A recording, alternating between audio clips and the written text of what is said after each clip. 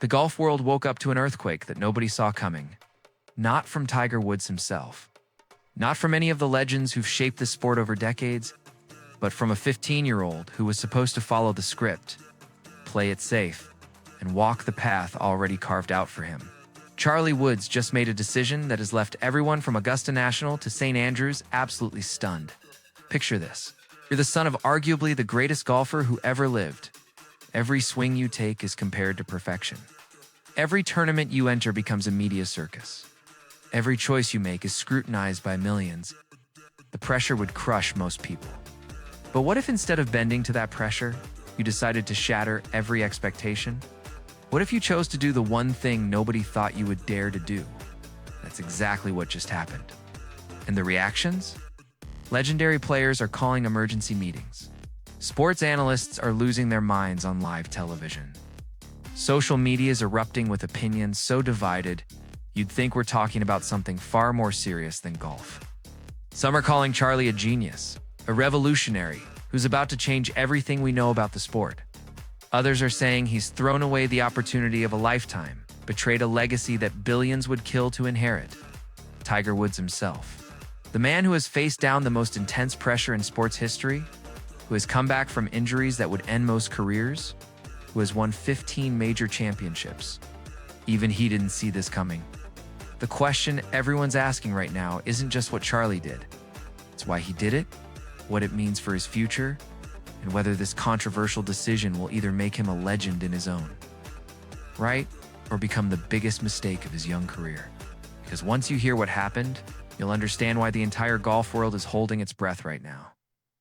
Before we dive into this absolutely wild story, make sure you hit that subscribe button and turn on notifications. You do not want to miss what comes next, because this story has more twists than a championship golf course. We're tracking every single development as it happens. Now, let's get into exactly what Charlie Woods just did that has everyone in complete shock. The relationship between Tiger Woods and his son Charlie has always been something special. From the moment Charlie could hold a golf club, cameras have followed him. We've watched him at the PNC Championship alongside his father, mimicking Tiger's iconic moves with eerie precision. That swing, that focus, that competitive fire burning in his eyes, even as a young kid, everyone said the same thing. This is Tiger Woods reborn. The next chapter in a dynasty. But here's what nobody talks about enough. Being Charlie Woods isn't just about having access to the best coaches, the best courses, and learning from a living legend. It's about living under a microscope that never, ever turns off.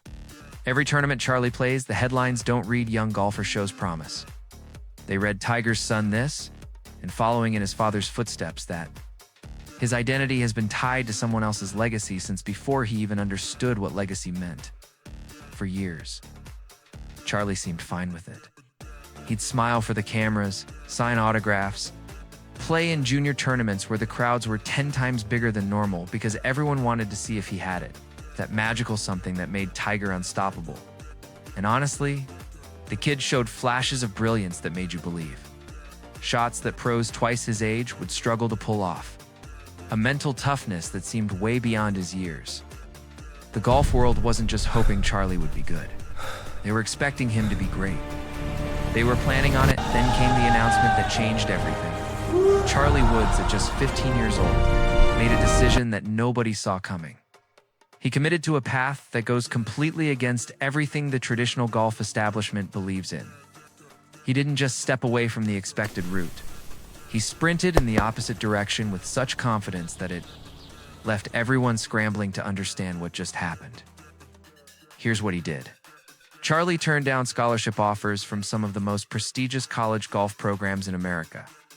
We're talking about schools that have produced Masters champions, US Open winners, players who've dominated the PGA Tour, programs where legendary coaches, basically begging for the chance to work with him.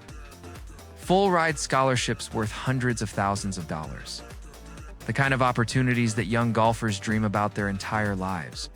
But that's not even the controversial part. Charlie didn't turn down college golf to go straight to professional tournaments like some young phenoms have done. He didn't sign with a major management company or announce he's joining Live Golf for some astronomical signing bonus. No, what Charlie did was so unexpected, so against the grain, that it's divided the entire golf community. Right down the middle, he announced he's taking a completely different approach to his development as a golfer. Instead of following the traditional amateur circuit leading to college and then hopefully the PGA Tour, Charlie is building his own custom training program. He's working with coaches Tiger never worked with. He's incorporating techniques from sports that have nothing to do with golf. He's studying analytics and sports science in ways that the old guard considers almost disrespectful to the traditions of the game. And here's the thing, it really has everyone talking. Charlie made this decision himself. Not Tiger, not some team of advisors, not a management company looking to cash in. A 15-year-old sat down, looked at all his options, and chose to basically create his own path in a sport that has been around for 600 years. It doesn't like change very much at all. The reaction started immediately. Golf legends who've known Tiger for decades came out with statements that ranged from supportive to downright critical. One Hall of Fame player said Charlie is making the biggest mistake of his life, that you can't skip the traditional development process and expect to compete at the highest level. Another legend said, this might be exactly what golf needs. A young player willing to challenge how things have always been done. Social media exploded. Half the comments are praising Charlie for having the courage to forge his own identity separate from his father's shadow. The other half are saying he's being naive, that he's going to regret this decision, that he's wasting the natural talent he was born with. Golf forums and sports talk shows have been dominated by this topic for days now. Everyone has an opinion, and none of them are quiet about it. The media coverage has been absolutely relentless. Every sports network is running segments about whether Charlie's decision is brilliant or foolish. Analysts are debating whether modern technology and customized training can actually replace the traditional path that has produced every great golfer in history. Some are comparing Charlie to tennis players who skipped college and went straight to professional careers at young ages. Others are pointing to cautionary tales of young athletes who tried to do things their own way and flamed out before they ever reached their potential. But here's what's really fascinating about all of this. When you actually look at what Charlie's doing, it's not as crazy as it might sound at first. He's not abandoning golf or being reckless. What he's doing is incredibly calculated and based on some pretty solid reasoning. Charlie is essentially betting on himself and on the idea that the traditional path to golf greatness might not be the only path anymore. Think about it this way. The world of golf has changed dramatically even in just the last 5 years. Technology has revolutionized how players train, how they analyze their swings, how they prepare for tournaments. Biomechanics and sports science can now identify and fix issues in days that used to take months or years to address. Mental performance coaching has become just as important as physical training. The game itself is being played differently than it was when Tiger dominated. Charlie's custom program is built around all of this. He's working with biomechanics experts who use motion capture, technology that wasn't available even when Tiger was at his peak. He's studying data analytics to understand course management and strategy at a level that goes way beyond traditional caddying and course knowledge. He's incorporating flexibility and strength training from other sports that create golf-specific power and endurance. He's even working with sports psychologists who specialize in handling pressure and expectations, something that's uniquely relevant to his situation. And here's something that a lot of people are missing in all the controversy. Charlie isn't doing this alone. Tiger is involved, but in a different way than people expected. Instead of being the coach or the decision maker, Tiger is serving more as an advisor and support system. He's giving Charlie the space to make his own choices, while still being there to share the wisdom that only someone who's lived through it all can provide. That's actually a pretty mature approach from both of them. Tiger has made some interesting comments about the whole situation. He hasn't come out and said whether he agrees or disagrees with Charlie's decision completely. Instead, he's talked about how important it is for Charlie to be his own person, to not feel like he has to live up to anyone else's expectations, even his father's. Tiger has mentioned that the pressure he felt throughout his career was sometimes overwhelming, and he doesn't want Charlie to experience that same burden. He wants his son to love the game, not feel imprisoned by it. That's actually pretty profound when you think about it. Tiger Woods, who achieved everything possible in golf by following a very specific traditional path, is supporting his son in choosing a completely different route. That tells you something about what Tiger learned from his own journey, both the triumphs and the struggles. But the controversy isn't just about the decision itself. It's about what it represents for the future of golf. If Charlie Woods, the most high-profile young golfer in the world, can succeed by going his own way, what does that mean for the traditional pipeline that has existed for decades? What does it mean for college golf programs that have been the training ground for professionals? What does it mean for the conventional wisdom about how you develop into a great player? Some people in the golf establishment see this as a threat. They worry that if Charlie's approach works, it could encourage other young players to skip college, to ignore traditional coaching methods, to prioritize individual development over team competition in the amateur experience. They argue that there's value in the journey, in learning to compete in college tournaments, in developing alongside other talented players, in earning your stripes the way generations of golfers have done before. Others see this as an opportunity. They argue that golf has been too rigid, too stuck in its ways, too resistant to the kind of innovation and individualization that has transformed other sports. They point out that tennis players have been going professional at young ages for decades, that soccer players in Europe developed through academy systems that are nothing like American college sports, that basketball players can now go straight from high school to the G League or even overseas before entering the NBA. Why should golf be any different? The debate gets even more interesting when you consider the financial aspect. Charlie turning down college scholarships isn't a financial decision for the Woods family, obviously. But his custom training program isn't cheap either.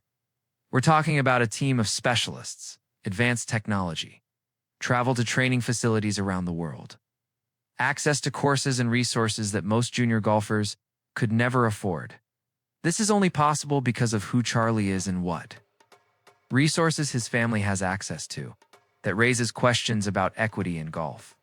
If the path to success requires the kind of investment that only wealthy families can make, what does that mean for talented kids from middle-class or lower-income backgrounds?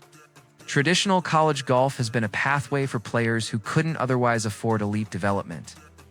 If that system becomes less attractive because high-profile players are going around it, does that hurt the sport's diversity and accessibility? These are complicated questions without easy answers. And they're part of why Charlie's decision has sparked such intense debate. This isn't just about one teenager choosing how he wants to train. It's about the future of a sport that has deep traditions, but also needs to evolve with the times.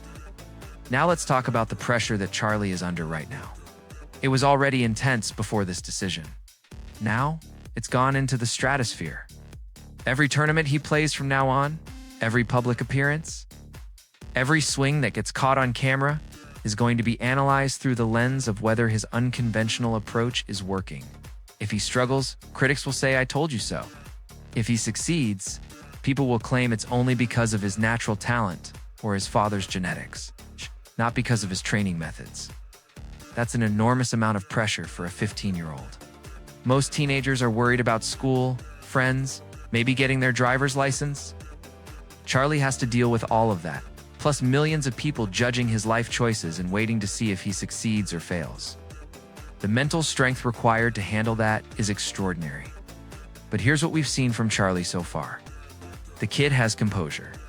When he plays in tournaments, he doesn't seem rattled by the attention.